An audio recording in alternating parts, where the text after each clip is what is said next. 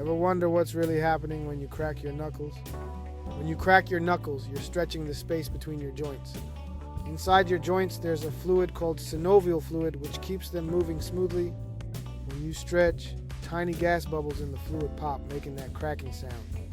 Good news, cracking your knuckles doesn't cause arthritis.